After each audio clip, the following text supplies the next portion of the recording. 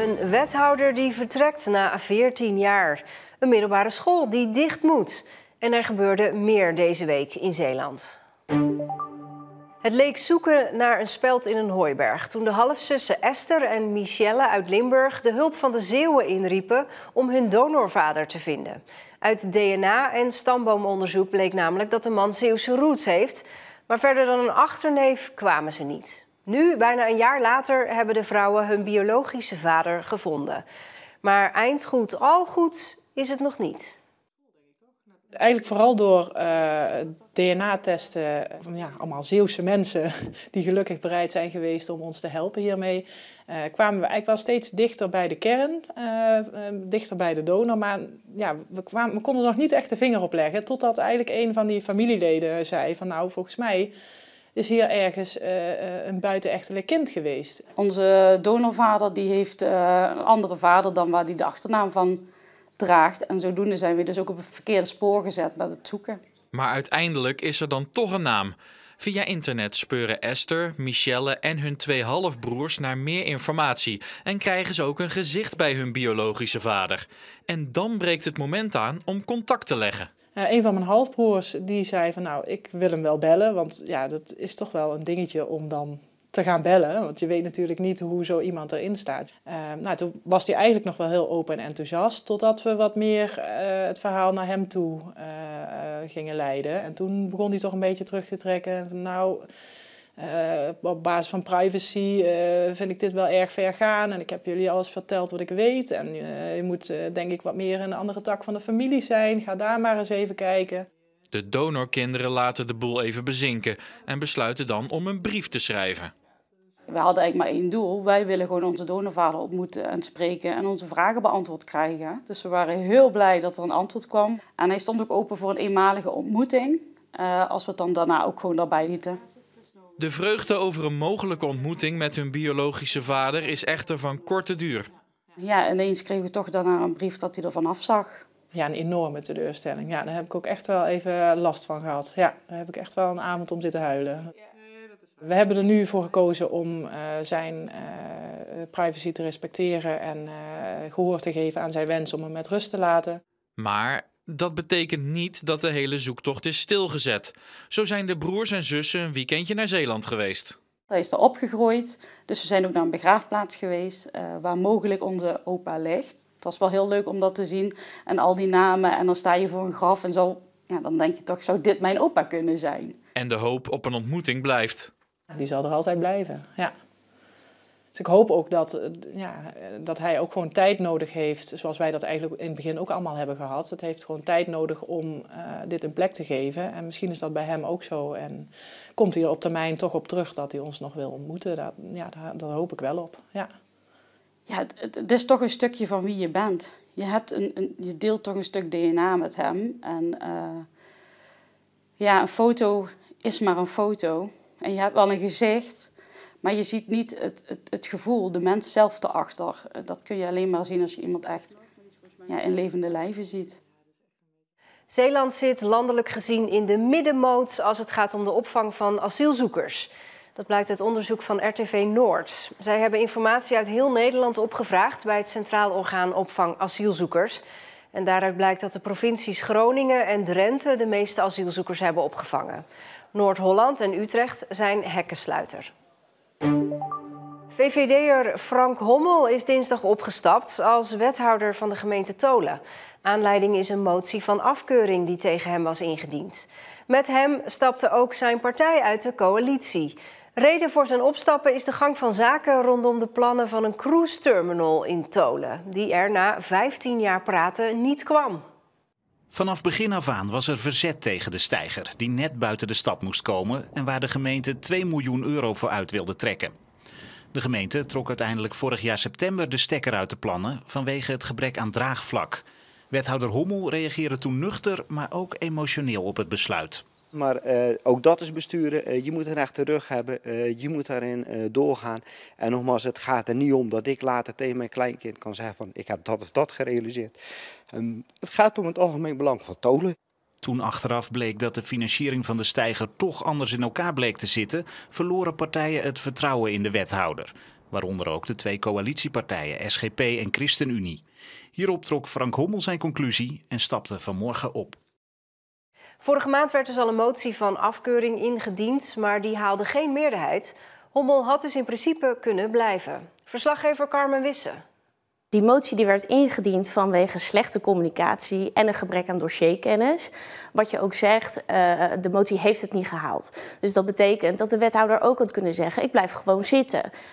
Maar goed, je merkt toch, er is gebrek aan vertrouwen. En dus trok hij zijn eigen conclusies en heeft hij toch besloten op te stappen. Ja, dat is al met al toch wel een bijzonder einde van een carrière als wethouder. Nou zeker, en zeker voor hem, want hij heeft 18 jaar in die Tolse politiek gezeten. 14 jaar als wethouder. Dus ja, ook op dat gemeentehuis kan je wel iets bij voorstellen dat dat best wel heftig is. Daarom is vanochtend ook iedereen die daar werkte bij elkaar geroepen. Ze hebben een bijeenkomst gehad om dat dan toch te vertellen van nou de wethouder stapt op. En wij hebben natuurlijk ook gevraagd van kunnen jullie bij ons ook reageren? Maar het ligt allemaal een beetje gevoelig en ze hadden toch zoiets van nou we willen het even laten bezinken. En ze hebben ons beloofd dat ze er volgende week op terugkomen. Ja, de klap is dus goed aangekomen daar. Behalve de wethouder is ook de VVD opgestapt. Hoe gaat het nu verder in Tholen?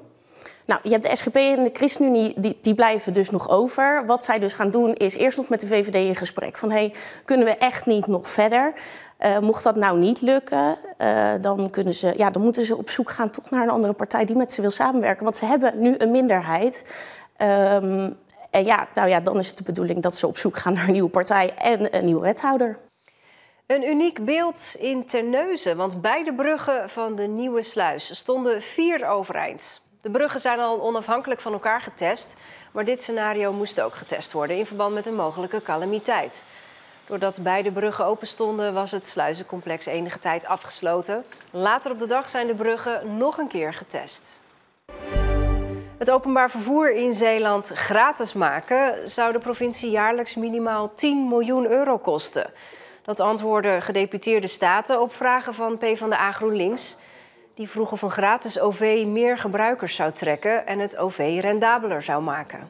Maar een rendabel OV is volgens gedeputeerde staten in Zeeland een illusie. Daarnaast vergroot een gratis OV de bereikbaarheid niet of nauwelijks voor een groot deel van de reizigers. Meer samenwerking, sommige douaniers zwaarder bewapenen en het personeel veiliger laten werken. Dat moet voorkomen dat Vlissingen nog interessanter wordt voor drugssmokkelaars.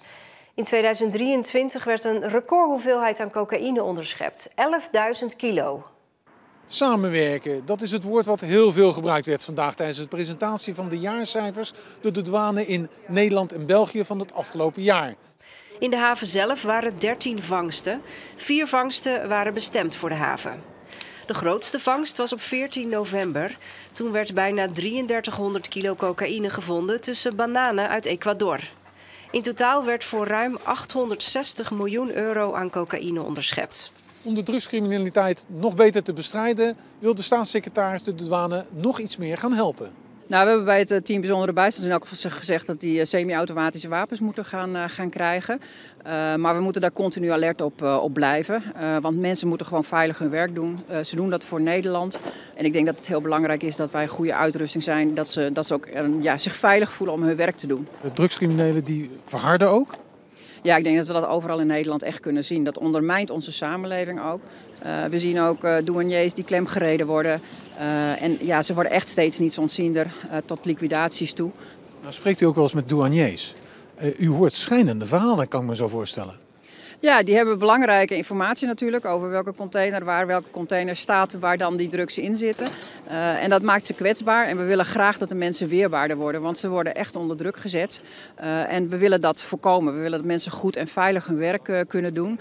Dus daar zetten we ook heel stevig op in. De douane onderschepte afgelopen jaar een recordhoeveelheid van ruim 11.000 kilo cocaïne in de haven van Vlissingen. En dat baart ze best wel zorgen.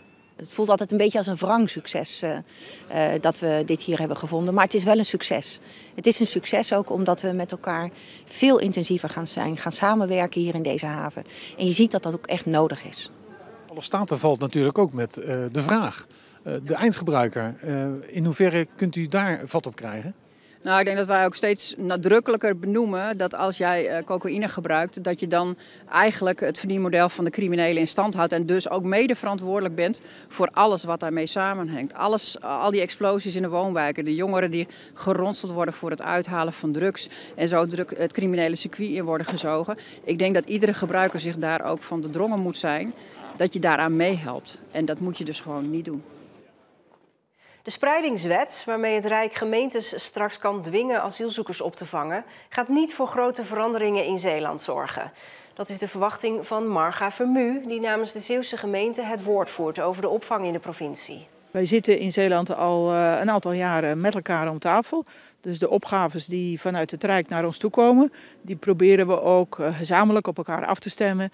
Te kijken welke gemeente kan wat doen. En de ene gemeente heeft gewoon meer mogelijkheden dan de ander. Zeeuwse gemeenten verdelen de opvangtaken. Zo vangt de ene meer Oekraïners op en de andere weer meer asielzoekers. Volgens Vermu is er ruimte om in de toekomst meer mensen op te vangen.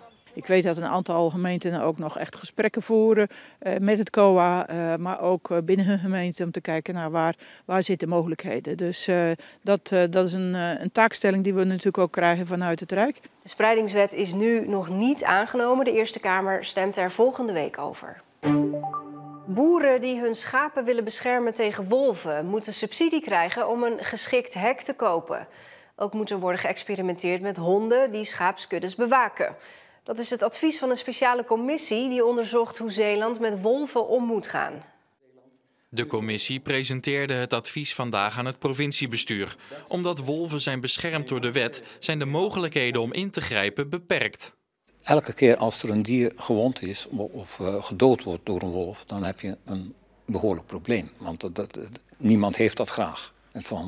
En als dat dier komt, dan moet je ook je huisdieren daartegen beschermen. En ook de landbouwdieren uiteraard. En dat doen we op een praktische manier.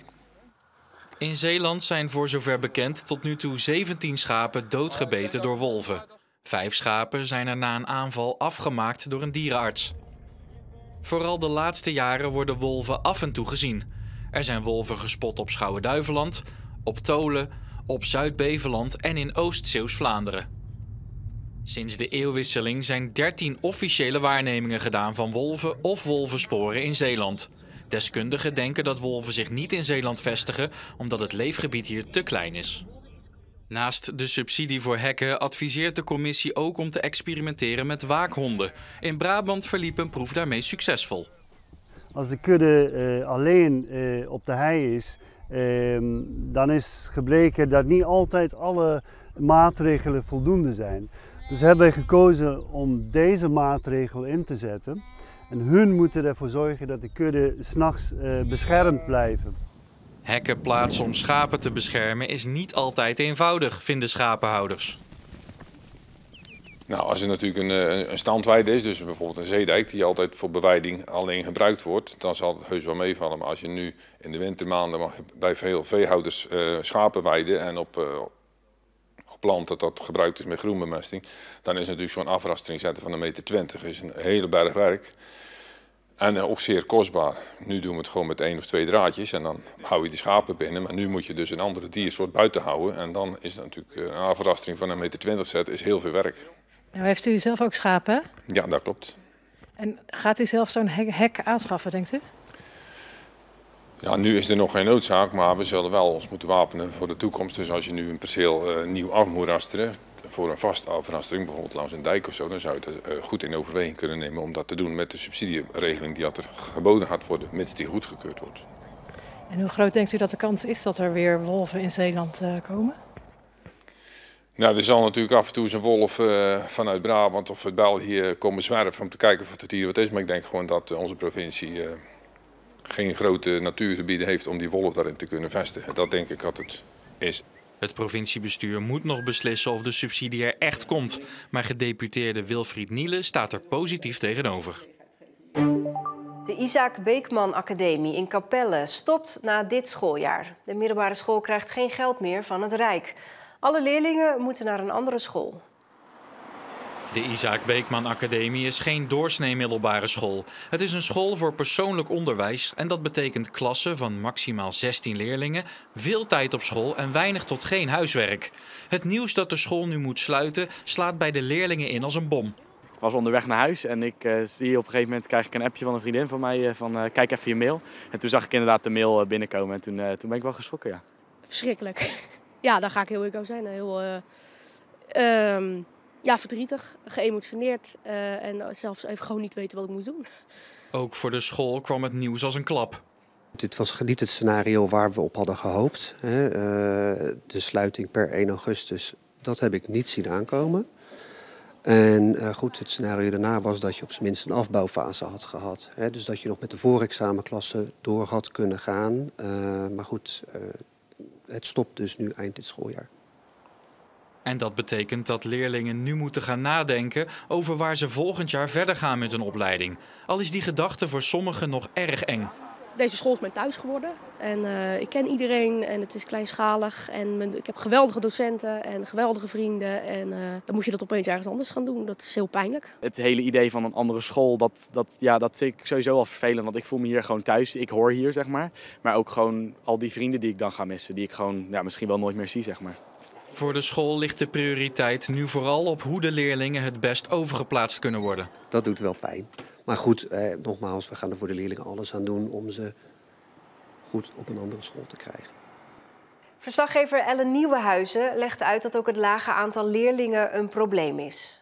Ze hebben er nu 296 en dat zouden er 358 moeten zijn. Dat kan de minister op zich nog wel door de vingers zien, maar ze heeft dan een aantal eisen gesteld, waaronder over kwaliteit. En daarvan zegt de onderwijsinspectie nu, die is onvoldoende. Maar zijn de lessen dan niet goed? Nee, de lessen zijn prima, daar gaat het niet over, de docenten ook. Het gaat volgens de onderwijsinspectie bijvoorbeeld over dat de begeleiding van de leerlingen tekortschiet en dat er onvoldoende zicht is op de ontwikkeling van de leerlingen. En volgens de directeur gaat het vooral over het administratieve aspect daarvan. Nou was jij vandaag op die school, ja, hoe was het daar?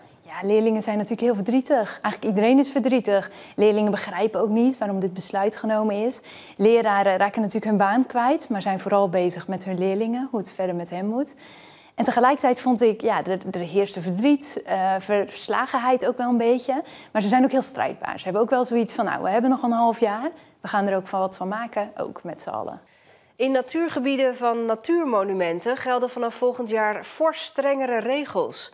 Zo mogen bezoekers straks maximaal 3 honden bij zich hebben. Drones zijn verboden en ook het uitstrooien van as van een overledene mag niet meer. Trouwfoto's maken mag alleen als je vooraf toestemming vraagt en ervoor betaalt. Natuurmonumenten is in Zeeland eigenaar van 12 natuurgebieden. De nieuwe regels zijn nodig omdat planten en dieren veel last hebben van de drukte. Tot zover Zeeland de Week. U bent weer helemaal op de hoogte. Fijne avond.